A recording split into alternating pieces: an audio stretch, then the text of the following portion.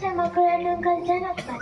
હું આજે ધોરણ 6 માં ભણું છું. માનનીય આચાર્ય શ્રી શિક્ષકો અને મારા વાલા વિદ્યાર્થી મિત્રોને મારા પ્રેમભર્યા નમસ્કાર. આજે આપણે આંતરરાષ્ટ્રીય માતૃભાષા દિવસ નિમિત્તે અહીંયા એકત્ર થયા છે. દર વર્ષે 21 ફેબ્રુઆરીના રોજ સમગ્ર વિશ્વમાં આ દિવસ ઉજવવામાં આવે છે. માતૃભાષા એ આપણી ઓળખ છે.